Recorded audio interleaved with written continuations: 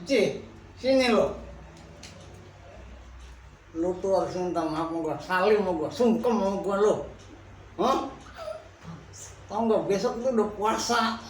Hah? Lu melaki kagak mau minta maaf lu. Heran banget gua.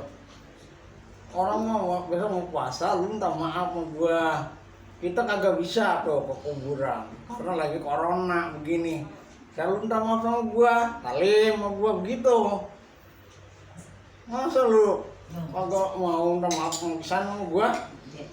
Banget dah. Dosa lu udah banyak sih sama gua, banyak banget. Gua lah dituduh ambil duit lu yang goceng. Gua lah disuruh tuduh kelayaban sama lu. Ada kan gue cuma pelayaran doang. Beda. Sama kayak mudik sama pulang kampung, beda tuh. Ngerin. Salim lu sama gua, buruan. Awas. Ngesen gua nih. Jangan mana-mana, di rumah.